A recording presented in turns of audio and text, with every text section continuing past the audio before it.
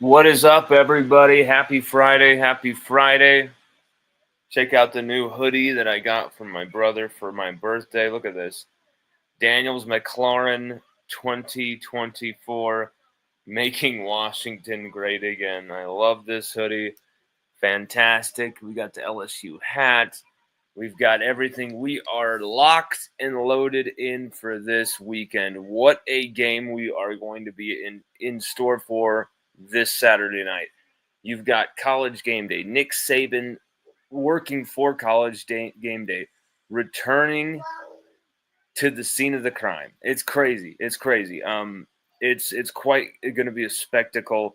We're going to get into all sorts of storylines going on with this game, including some that are away from the field that are just kind of strange. But we'll get into the full gauntlet. So we'll let some people get in here in just a second and turn on that light so there's no more glare. And let's do this. LSU Odyssey live starts now. LSU Alabama. This is a game that we've all been looking forward to. I understand that there was the Ole Miss game. There's like this.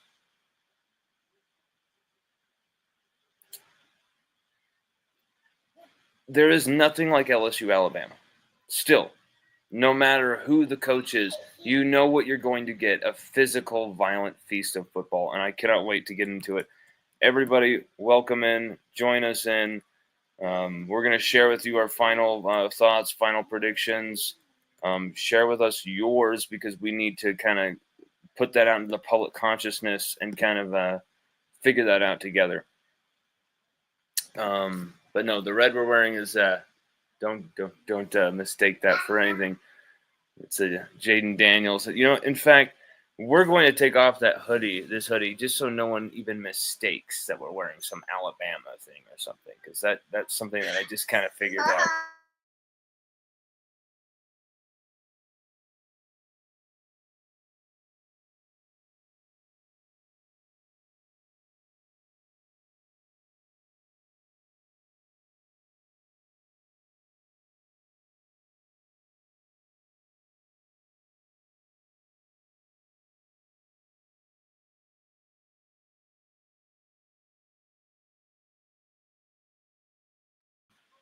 Rocking our Jack Best shirt. Throw this on. What a spectacle is going to be this weekend there in Baton Rouge. I mean, in less than 24 hours, LSU will be facing off for yet another high stakes, epic matchup versus the Crimson Tide, taking on some other head coach that's not Nick Saban for the first time since 2007. For the first time since 2007.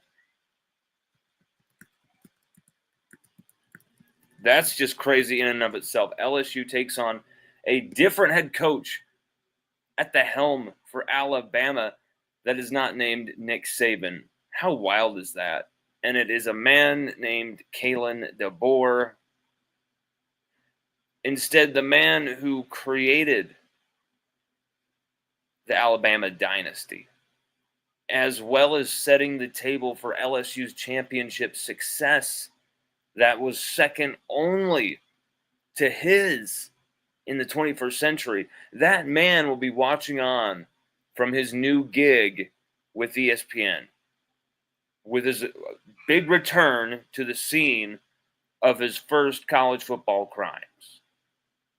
And there's going to be many 2003 luminaries there and present. And they're all going to be wanting to see, will Brian Kelly follow in his path, in Saban's path? You're never going to replace or replicate Saban, but can he follow in Saban's path and take over that vacant throne that he has left there just completely vacant as the premier head coach, not just in the SEC, but in college football in its entirety? Will Brian Kelly do that? If he's going to do that, he will be beating Alabama tomorrow. There is no way getting around that.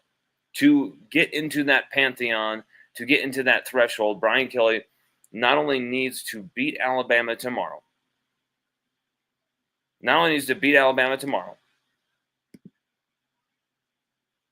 but he needs to continue on from there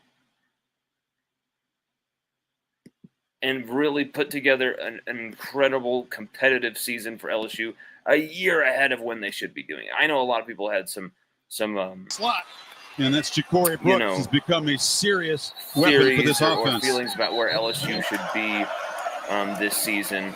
But it's become clear that LSU should be probably a year away from championship contention, right? Inside the 35.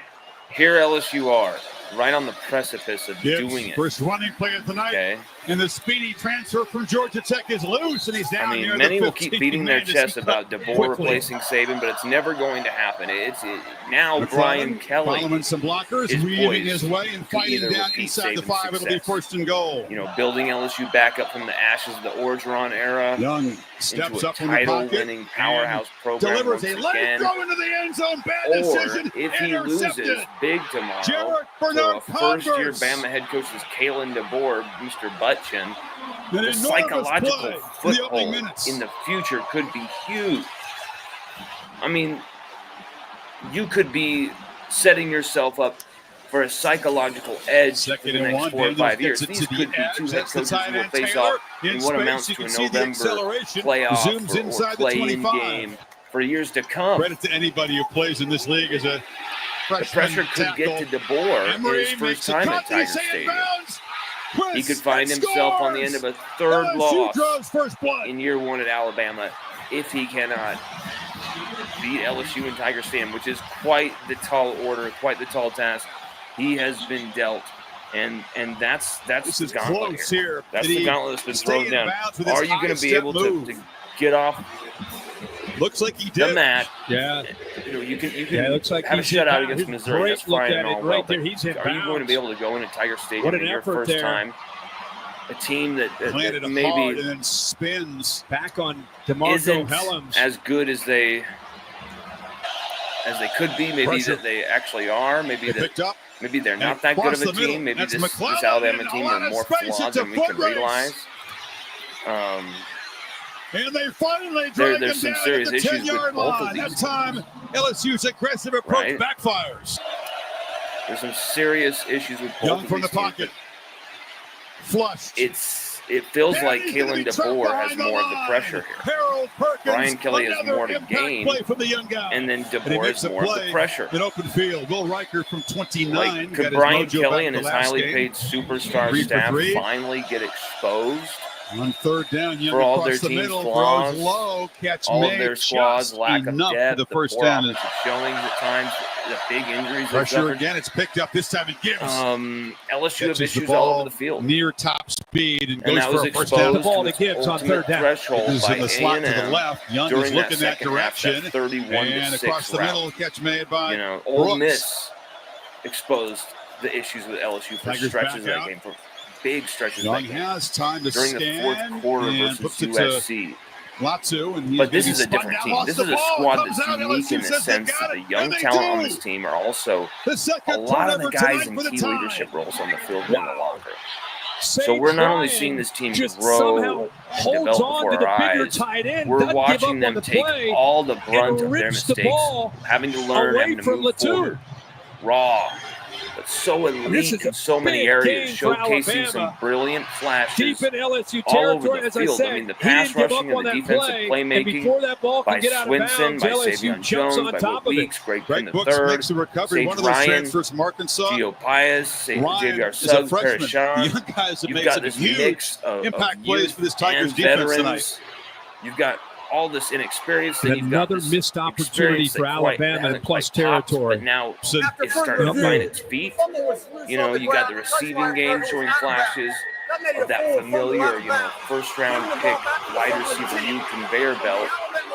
When you're looking at Aaron Anderson, you're looking at Kyron Lacey, Giving. And then even LSU's inability to run the ball was still just like thrown aside for a few games when freshman Caden Durham took big hits and made even bigger plays on the road at South Carolina for 98 yards. Should have had a 100-yard game. Was pissed he wasn't in there on the last plays to score the game-sealing touchdown. Broke records versus South Alabama. 2 plays for over 150 yards. Get 0% APR on select 2024 Sierra 1500 models. That's over $8,900 total value when you trade in an eligible vehicle.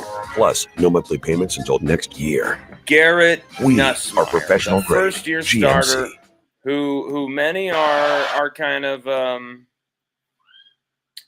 many are kind of doubting right now. Many are kind of poo-pooing. Many are kind of just taking for granted and shitting on and saying, "Oh, this guy, he's not ready for it. This guy," blah, blah. And it's I don't understand. I don't understand why some are doubting this young man. I understand. I understand that he didn't have a good moment in that second half. Many of those throws were poor. Many of those throws cost us the game or put us in a position to lose that game. Gave the Marcel Reed 21 yards, 29 yards, and 6 yards just to score. I understand it. But the reason LSU are even in this position is also because of Garrett Nussmeier. So you take the good you take the great, the elite with some of the bad, a few of the bad, but that we expected mistakes in a first year starting as a quarterback in the SEC. I didn't expect Nussmeier to be so damn good this season, see the field with such great vision.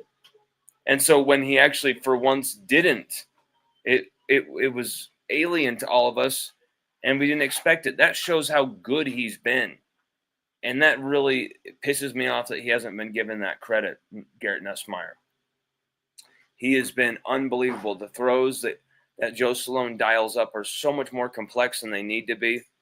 All this sideline boundary stuff, just all these slants over the middle stuff is always so wide open. And LSU just ignores it. We run all these philosophical plays to kind of set up the next play. And it's like, just make every play as damn good as it should be. And go for as many yards as it could be. Don't do this like, oh, we're okay if we only get a yard on this play because if we do this, it's going to set up the play action. Like, just go for as many fucking yards as possible. That's what I don't understand sometimes about this offense. You know, he's a first-year starter. Many are taking shots at him after that 3 interception second half. He does have 9 on the year.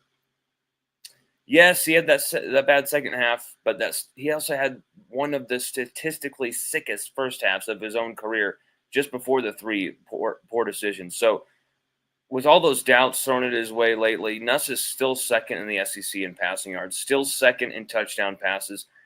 And, you know, he's also, though, second in the SEC when it comes to interceptions, trailing just Carson Beck. That's the truth. If I'm going to show one side, I got to show all the sides. Then even Brad Davis has an O-line that we believed would carve a path through the fucking Hungman Trail this year. You know, they would be able to do whatever they needed to do at any point in time, right? Instead, they blocked for a group that rushed for 1.9 yards per carry versus A&M in a rivalry game, only averaging 115 rushing yards per game, and that's a flattering stat line, to say the least. Bloated by Durham putting up some yards in a few games.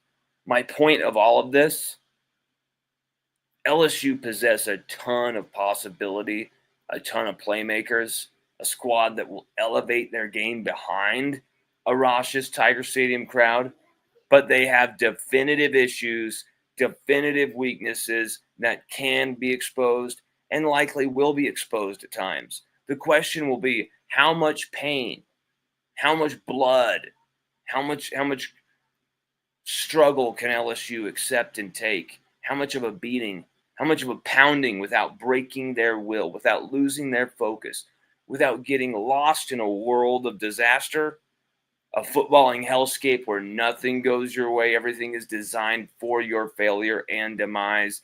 And because of the team aspects of the sport, there's literally nothing you can do.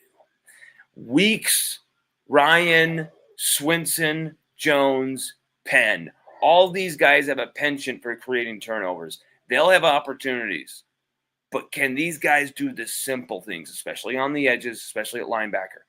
And then at the back end of safety, you've got to get the stop and not let it become a touchdown or a big, mega big play. Can you do the simple things? Follow your keys, your gap assignments. Do not break contain on the outside. Don't get caught up in the wash and overwhelmed by blocks and just thrown into a pile of shit and stew in the center, allowing Milroe to just go flying just off tackle around the edge into the secondary with 1v1 blocks on the DBs. And with that speed, he's going to do a lot of damage for a second straight year. That is a script that simply cannot happen unless LSU wants a wild, turbulent night of Adderall football, where the only scenario they win is some mind-bleeding 52-51 shootout carousel. It cannot happen. It cannot happen. LSU cannot let this game turn into that type of a shootout parade, a tit-for-tat thing, because it may just become that. But you really roll the dice and throw everything up into chance when you do that. And it worries me. It scares me. Because LSU are in Tiger Stadium. This is a place, a setting, a scenario we should win this thing, right? Against a 2-loss Alabama team. I know we have 2 losses too, but a 2-loss Alabama team, they're not used to this. It's time to put our foot on the throat and end this dynasty, right? I mean, this dynasty's already over, but you know what I'm saying? Like, finish this shit.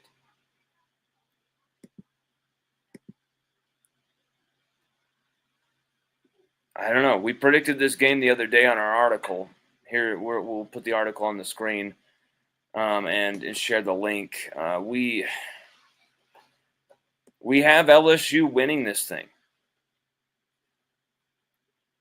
We predicted LSU would win this thing 34-26. Okay. Not necessarily a shootout, because I don't think the rain is going to allow a shootout. Hurricane Raphael, I don't think the rain is going to allow that to happen. But I think what you're going to see is a game that's close to it. That gets right on the edge of being a shootout. That's due to the fact this game is contested by 2 teams that are heavily flawed. And so there's going to be busts. But then there's also times both offenses will fail. The rain will play a major factor from Hurricane Raphael. And I think 2 things may tip out over all of the other factors we've written or spoken about before. Whichever defense creates turnovers and havoc,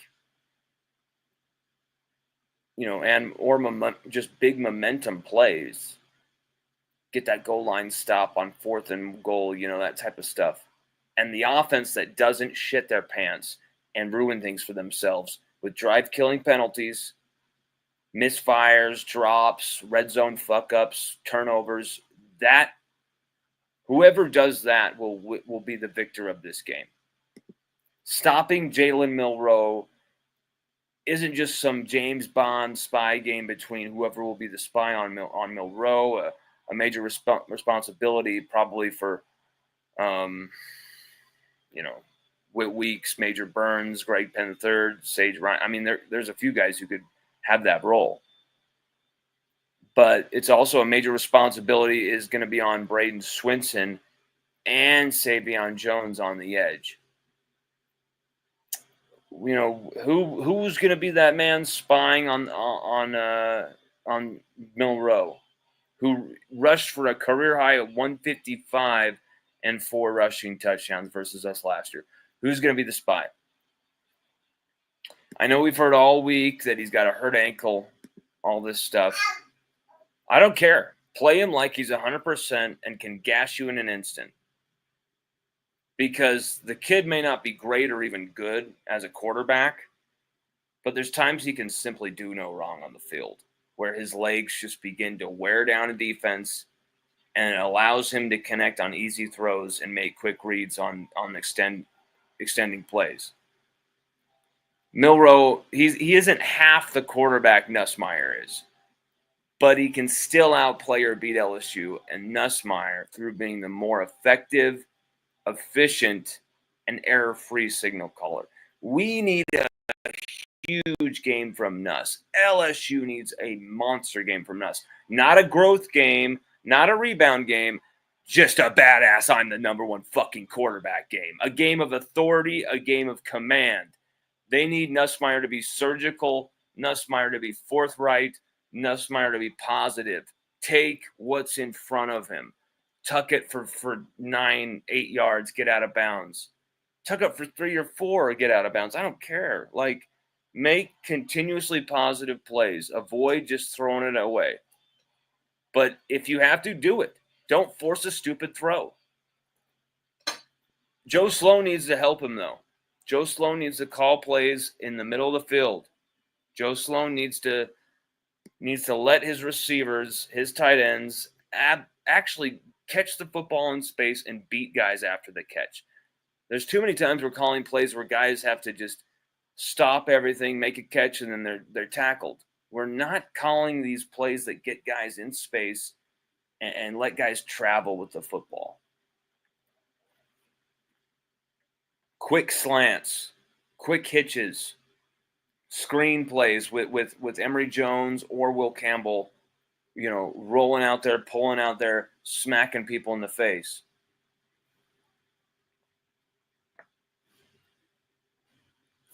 There's going to be big plays down the field to Chris Hilton Jr. Only maybe 2 or 3 targets all game his way or something like that. It's all he needs to make a big play. It's all he needs to make a really big play. Will he do that? Will he come through for LSU, 9 games into the season, 10 games into the season now? It's been completely the opposite of what anyone expected for him to do this season, right? Doesn't even have a touchdown yet. Only has a few catches so far. But he has a moment on Saturday night where the ball's in the air and he's on a run where he can become an LSU legend forever. And I think he's going to rise to that occasion if given the opportunities. Last week may have been a week too soon with kind of coming back from that injury. Now I think he's fully back. He's ready to knock him, sock him, and drop him.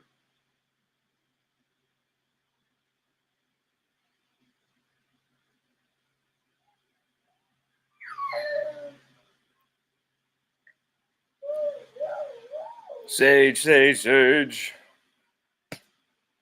watching these crazy shows. This is a game where LSU have everything on the Sage.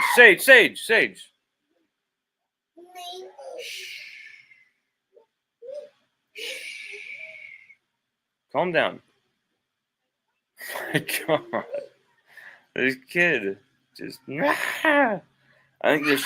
I think this show is a bad influence. This Australian show, Bluey. I think it's a bad influence. It's making you go nuts.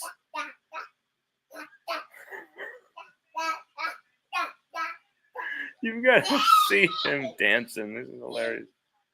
You are a crazy man. You are a crazy wild man, boy. I love it. Wouldn't have it any other way. Sorry, we forgot to bring this up. My apologies about the David Weeks, LSU David Weeks, father of Weston Witt Weeks. We were supposed to do that live stream last night. That got postponed probably until Monday or Tuesday this next week. So we're going to be talking about this game too with that interview. Interview's all ready. Everything's all set up. But yeah, there was just certain family things going on that I didn't want to get in the way of, with the Weeks family being just barely into Baton Rouge. And they're going to be having the time of their lives. You guys are going to be having the time of your lives if you're going to the game. It's going to be a crazy environment. College game day there for the first time in 5 years. It's going to be nuts.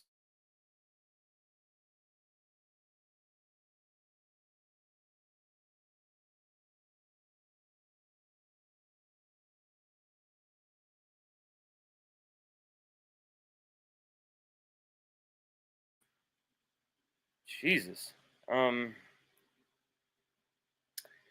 I wanted to discuss something that I felt was a major, major, major distraction. And I don't know who is like taking what or getting drunk off what, but someone's making some really stupid decisions at LSU if they have decided to let Governor Landry's passion project, because he just loves the state of Louisiana so much. He loves LSU so much that he has to bring a live tiger from Florida, not Mike the 7th, but a live tiger from Florida named Omar,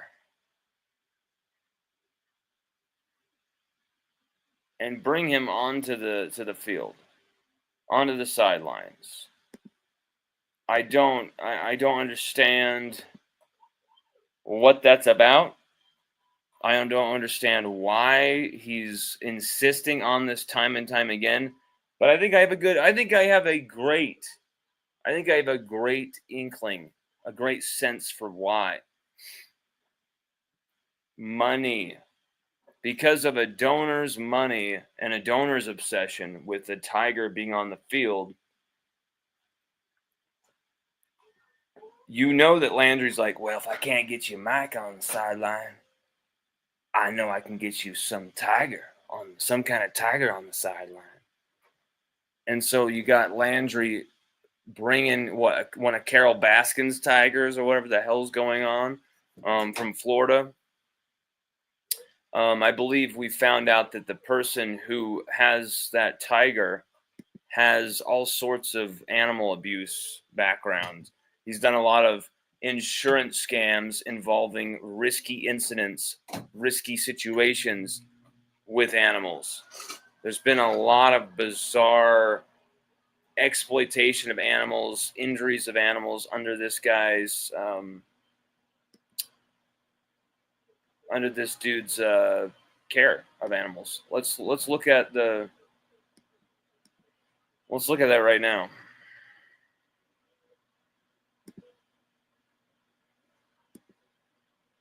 Here we go. Mitchell Colemanson. Okay, let me show you this. Mitchell Colemanson. Mitchell Colemanson has failed to meet. Okay, and I know PETA are a terrible organization. I know that PETA aren't the best organization. I know that PETA didn't give a shit about the squirrel that was brutally, senselessly evil in the way it was murdered by a out of control government that I don't even know what was going on with that. That's just insanity. How you couldn't stop yourselves in the moment and be like, we're wasting millions of dollars to kill a fucking squirrel. What are we doing? I understand how stupid PETA are. I get it. Okay. At the end of the day, it does not matter. That has nothing to do with this. So I don't want to hear anything about PETA. Okay. But PETA have officially spoken out about this dude. Mitchell Colemanson has failed to meet minimum federal standards for the care of animals used in exhibition, as established in the Animal Welfare Act. The U.S. Department of Agriculture has cited him numerous times for failing to provide veterinary care, failing to provide animals with sufficient space to move around. So you're talking about animals being stuffed into cages, kennels, whatever. Failing to feed animals veterinarian-approved diets. Failing to have proper, which can cause a lot of diseases and illnesses. and failing to have proper barriers and attendants present between animals and the public. During performances with Universal, that's a terrible name, by the way, with Universal Circus in both 2003 and 2004, tigers owned by Collinson escaped because of employee errors. In 2006, Collinson failed to provide 2 lion cubs with a diet that was of sufficient nutritive value. Listen, that was just what I said. Resulting in metabolic bone disease, the hospitalization of both cubs, and the death of one cub. Collinson has leased the animals for use in circuses. He doesn't know what the hell he's fucking doing. He doesn't know how to raise these animals. That's why he's killing them. Collinson was prohibited. This happened on May 21st, 2024. Collinson was prohibited from bringing tigers to an event in Fayetteville, Georgia. Rick Ross had planned to display 4 tigers in 8x6 travel crates during a car show, but doing so would violate a local ordinance prohibiting any wild animals in the county. Some of these ordinances, the regulation are just ridiculous, of course, but it just shows you this is a guy who has no problem saying, like, fuck you to anything, and just doing it. Whether the animal or the animal's safety, the interest of the animal is at risk, whether the public's at risk, he doesn't really care. The USDA cited Collinson on January 30th, 2024, for failing to provide disposition records for a tiger and fox and an updated program of veterinary care. The USDA requires these documents to confirm adequate veterinary care and to track animals used in regulated activities to monitor their welfare.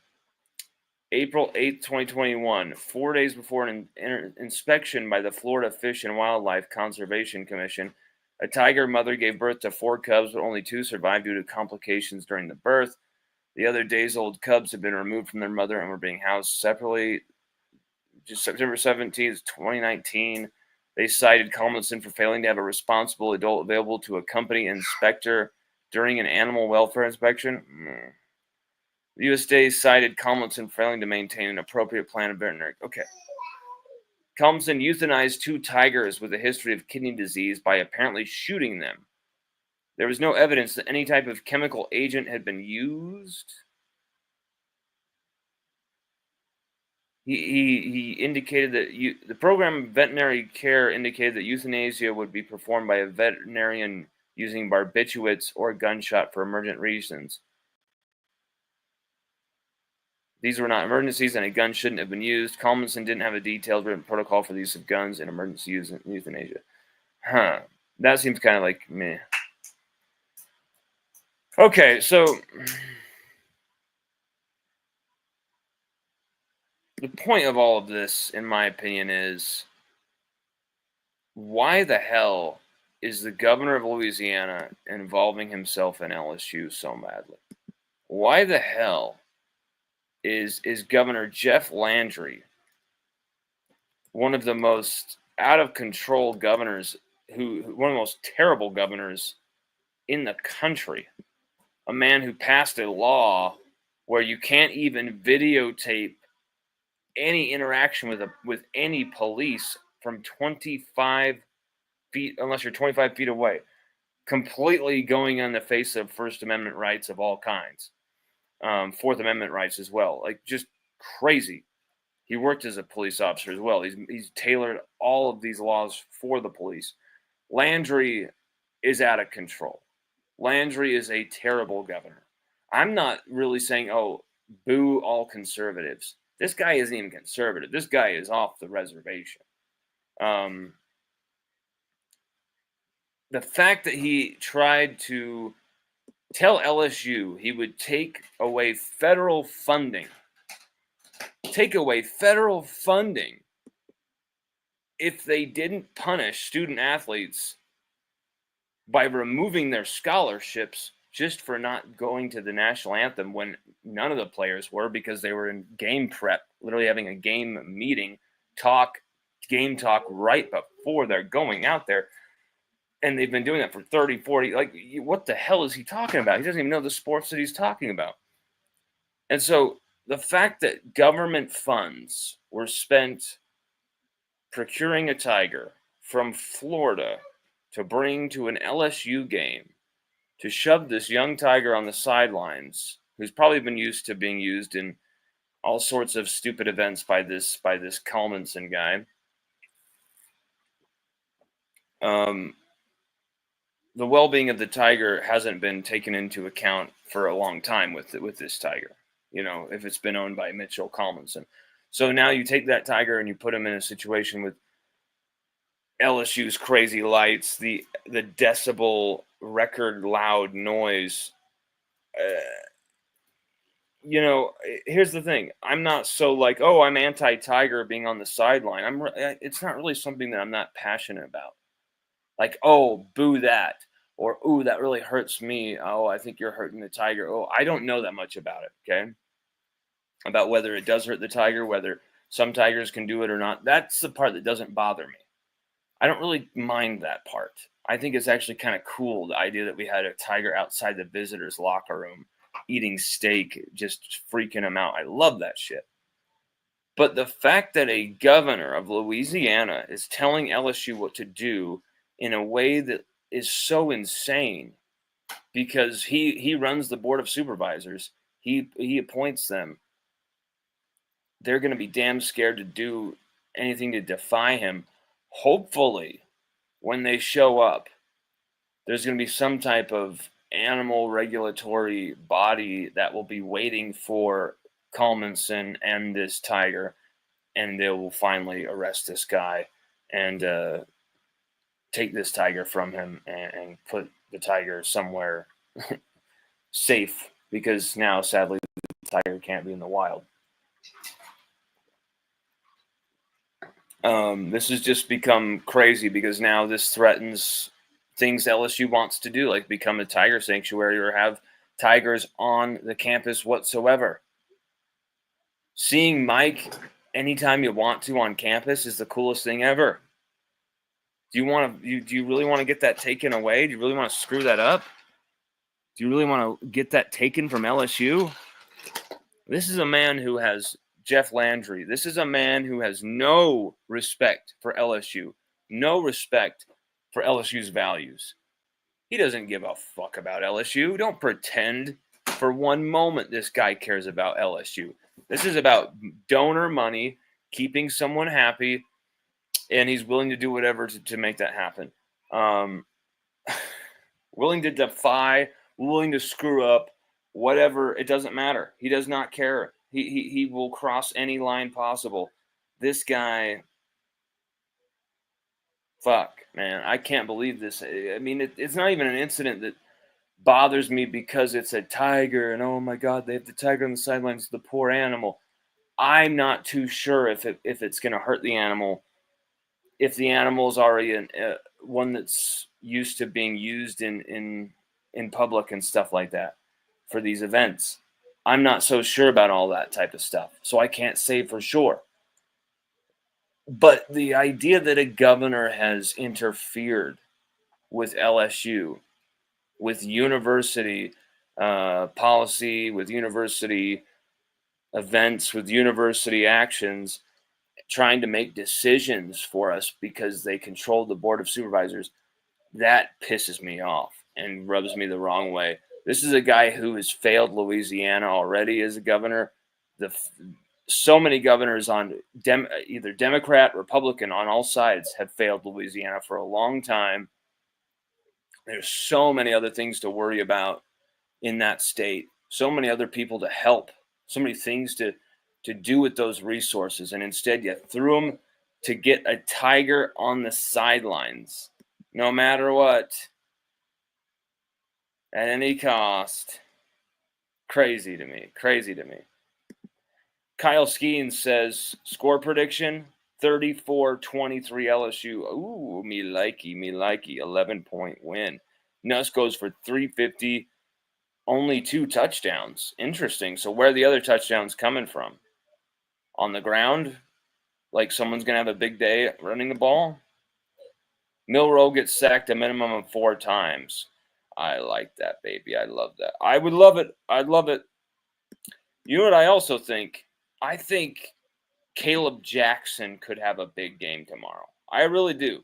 I really do think Caleb Jackson out of nowhere could have a colossal game tomorrow. Really show up and take this game by the nuts and just go off. Zy Alexander covering Ryan Williams is going to be a fantastic matchup all game long. Really, I'm so tickled by the idea of this game already. I'm loving this. I cannot wait for this thing to start and for this thing to begin. It's actually bothering me that we can't watch it already. It's like, start this goddamn thing. It's going to be another one of those games that takes emotional energy out of you. It takes a toll on you. I'm telling you. It's going to happen. You're going to be like, wow, Lon was right. This game is absolutely making me feel sick, or this game is making me feel like this is just crazy. This game is going to have that type of effect. Although I think LSU should be decisive victors here. They're a flawed team, but nowhere near as flawed as Alabama. Nowhere near as flawed. Kalen DeBoer going into Tiger Stadium for his first time. If LSU allow him to beat us in Tiger Stadium his first time, think about that. Kalen DeBoer's first time in Tiger Stadium. He's already lost 2 games this season. He's got everything against him. If we allow him to go in there and beat us,